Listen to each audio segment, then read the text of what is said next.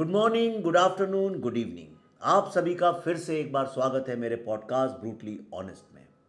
दोस्तों, बंगाल की मिट्टी में ऐसे कई लीडर्स जन्मे, पर एक नाम इतिहास के पन्नों में ऐसा भी है जिसे सिर्फ एक लीडर कहना उचित नहीं होगा। वो सिर्फ एक नाम नहीं था, एक जुनून था। वो सिर्फ एक नेता नहीं बल्कि एक मैवरिक था, जिसने अपने खुद के नेशनलिज्म के कंसेप्शन को डेवलप किया, जो महात्मा गांधी और जवाहरलाल नेहरू के कंसेप्शन से बिल्कुल अलग था। मैं बात कर रहा हूं एक ऐसी टावरिंग पर्सनैलिटी की जो एक सच्चा देशभक्त था, जो 1921 में सीआर दास के नेतृत्व में भारतीय राष्ट्रीय आंदोलन में शामिल हुआ। बंगाल में एंटी इंपीरियल एक्टिविटीज के कारण वो कई बार जेल भी गया। उन्होंने स्पष्ट रूप से ये उम्मीद की, उनके नेतृत्व में अंग्रेजों को आर्म्ड स्ट्रगल के माध्यम से खदेड़ा जा सकता है। वो सिर्फ आज़ादी नहीं बल्कि माँ भारती के स्वाभिमान को जगाना चाहते थे, और इसीलिए उन्हें लगता था कि भारतीय लोगों की पूर्ण राजनीतिक और आर्थिक मुक्ति के लिए बल का प्रयोग आवश्यक है। दोस्तों, अब तक तो आप समझ ही गए होंगे कि मैं बात कर रहा हूं नेताजी सुभाष चंद्र बोस की। दोस्तों, ये कहानी शुरू होती है 23 जनवरी 1897 को कटक से, जो उस समय बंगाल प्रेसिडेंसी के अंडर आता था। 23 जनवरी को जानकीनाथ बोस के घर में सुभाष चंद्र बोस का जन्म हुआ। उनके पिता एक सक्सेसफुल लॉयर और ब्रिटिश एजुकेशन और वेस्टर्न वैल्यूज रखने वाले व्यक्ति थे, और उनकी माता प्रभावती काली माँ की पूजा और रामायण महाभारत की कहानियों से अपने बच्चों को संस्कार दिया करती थी। और इसी दो विरोधी धाराओं के संगम से नेताजी की अर्ली पर्सनैलिटी का डेवलपमेंट हुआ। पिता की तर्कशीलता और माँ की आध्यात्मिकता ने उन्हें संवेदनशील और जागरूक बनाया। नेताजी का अर्ली एजुकेशन एक मिशनरी स्कूल में हुआ, जहां उन्हें इंग्लिश, लैटिन और ब्रिटिश इतिहास पढ़ाया जाता था, लेकिन उनका मन तो भारतीय मिट्टी से जुड़ा था। स्पोर्ट्स की जगह गार्डनिंग, पशु पक्षियों से प्रेम, गरीबों के लिए करुणा, ये उनकी माँ से मिले संस्कारों का असर था। फिर 1909 में आया एक ऐसा टर्निंग पॉइंट जब उन्हें रेवेनशॉ कॉलेजिएट स्कूल में प्रवेश मिला, जहां भारतीय विषय पढ़ाए जाते थे। यहां वे रामकृष्ण परमहंस की भक्ति, स्वामी विवेकानंद की विचारधारा और बंकिम चंद्र चटर्जी की आनंद मठ से प्रभावित हुए, और पहली बार उनके दिल में वंदे मातरम का गीत गूंज उठा, और राष्ट्र को मां मानने की भावना ने उनके अंदर तीव्र जन्म लिया। लेकिन उनके पिता की इच्छा थी कि बेटा ब्रिटिश सरकार के इंडियन सिविल सर्विसेज का ऑफिसर बने, और इसलिए सुभाष चंद्र बोस को भेजा गया इंग्लैंड, और वहां एग्जाम में 4th रैंक में आए वो। पर उनका मन नहीं माना। 1921 में उन्होंने आगे के एग्जाम्स ना देने का निर्णय लिया और अपने भाई को पत्र लिख के बताया कि वे अपने देश की आज़ादी की लड़ाई लड़ना चाहते हैं, ना कि एक गुलामी की जिंदगी जीना। इसके बाद वे भारत लौट आए और अपनी जिंदगी भारत की आज़ादी के नाम कर दी। 16 जुलाई 1921 को भारत लौट के वे सबसे पहले गांधी जी से मिले, पर उनके स्ट्रिक्ट नॉन वायलेंस मूवमेंट से वे सहमत नहीं हुए। इसके बाद उन्होंने चुना चित्तरंजन दास का साथ, जो अग्रेसिव नेशनलिज्म की सोच रखने वाले नेता थे। 1922 में उन्होंने स्वराज और फॉरवर्ड के नाम के नेशनलिस्ट पेपर शुरू किए, और इसके अलावा वे इंडियन यूथ कांग्रेस के प्रेसिडेंट, बंगाल स्टेट कांग्रेस के सेक्रेटरी और कैलकाटा म्यूनिसिपल कॉरपोरेशन के सीईओ भी बने। नेताजी का आज़ादी के प्रति कमिटमेंट और उनके आंदोलनों और बार बार की जेल यात्राओं से साफ था। 1927 में मांडले जेल से रिहा होकर कांग्रेस के जनरल सेक्रेटरी बने और नेहरू के साथ मिलकर काम किया। वे तेज कार्रवाई करने में विश्वास रखते थे, जो हमेशा गांधी जी की आइडियोलॉजी को चैलेंज किया करती थी। 1930 में नेताजी मोस्टली यूरोप में रहे। वहीं उन्होंने भारत के 1920 से 1934 तक की राजनीतिक लड़ाई का डॉक्यूमेंट द इंडियन स्ट्रगल लिखा। अगर आपने नहीं पढ़ा है तुरंत पढ़िए। इसे लिखने के लिए उन्हें एक टाइपिस्ट की ज़रूरत थी। तब उनके मित्र डॉक्टर माथुर ने उन्हें एमिली श्रैंक से इंट्रोड्यूस कराया, और आगे चलकर नेताजी ने एमिली से सीक्रेटली शादी भी कर ली। 1938 तक सुभाष चंद्र बोस एक प्रोमिनेंट नेशनल लीडर बन चुके थे, और खुलकर पूर्ण स्वराज की मांग और समाजवादी सोच का समर्थन करना उन्होंने शुरू कर दिया था। वे इतने पॉपुलर हो चुके थे कि 1939 प्रेसिडेंशियल इलेक्शन के समय उनके ऑपोजिशन में पट्टाभी सीतारामैया को गांधी जी का सपोर्ट था, लेकिन उसके बावजूद सुभाष वो इलेक्शन जीत गए। लेकिन कांग्रेस वर्किंग कमेटी और गांधी फैक्शन के कांस्टेंट अपोजिशन के चलते अल्टीमेटली उन्होंने इस्तीफा दे दिया।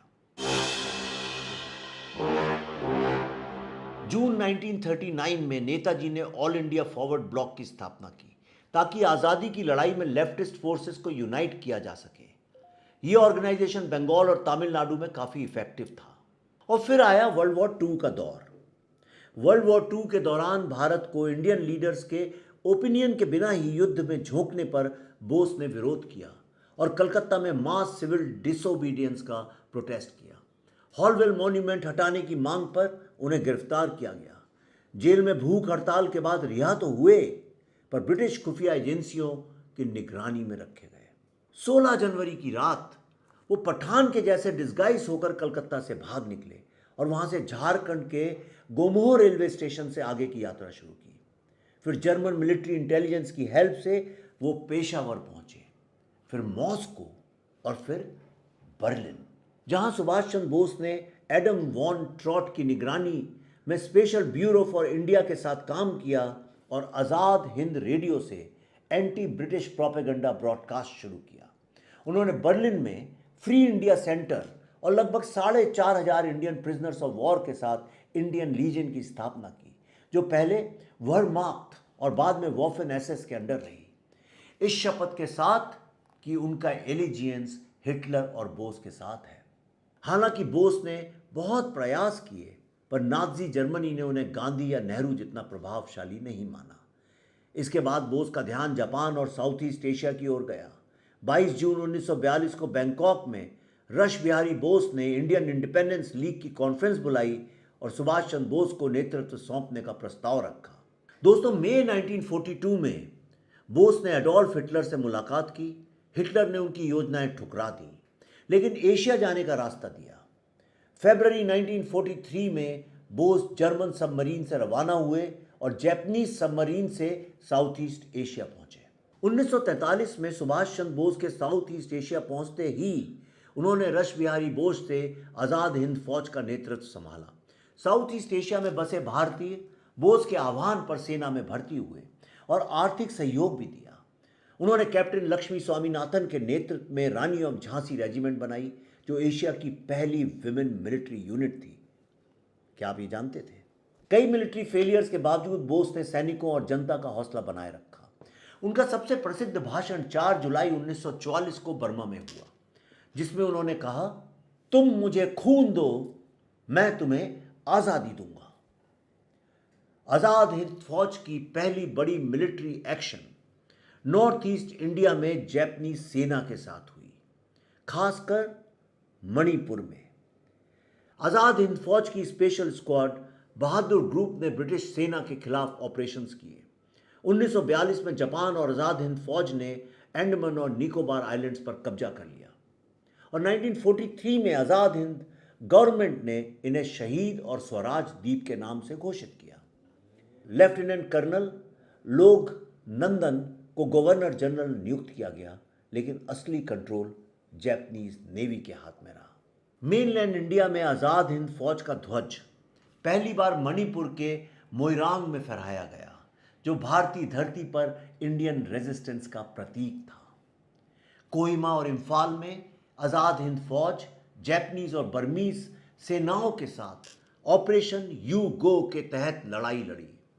इसी दौरान बोस ने पहली बार महात्मा गांधी को फादर ऑफ द नेशन कहकर उनसे आशीर्वाद मांगा। लेकिन इन लड़ाइयों में एक्सिस पावर्स हार गए और इंडिया में पैर जमाने की उम्मीद खत्म हो गई। आईएनए ने बर्मा में मेकितिल्ला, मांडले, पैगू आदि जगहों पर लड़ाई जारी रखी, लेकिन रंगून गिरते ही आज़ाद हिंद गवर्नमेंट की ताकत भी खत्म हो गई। कई आईएनए सैनिकों ने सरेंडर किया, कुछ मलेशिया और थाईलैंड चले गए। 1945 में जापान की हार के बाद आज़ाद हिंद फौज के सैनिक पकड़े गए और उन्हें भारत लाकर उन पर मुकदमे चलाए गए। 22 अगस्त 1945 को टोक्यो रेडियो ने अनाउंसमेंट किया कि 18 अगस्त को ताइवान में एक प्लेन क्रैश में नेताजी की मृत्यु हो गई और इसी के साथ क्लासलेस सोसाइटी और स्टेट सोशलिज्म का एक सपना भी समाप्त हो गया। नवंबर 1945 में आईएनए के प्रेम सहगल, शाहनवाज खान और गुरबख्श ढिल्लों पर देशद्रोह के मुकदमे शुरू हुए। इन मुकदमों से देश भर में देशभक्ति की लहर दौड़ गई। इससे इंडियन नेवी, एयरफोर्स और आर्मी में म्यूटिनी की शुरुआत हुई और धीरे धीरे ब्रिटिश सरकार को यह एहसास होने लगा कि अब वे भारत पर राज नहीं कर सकते।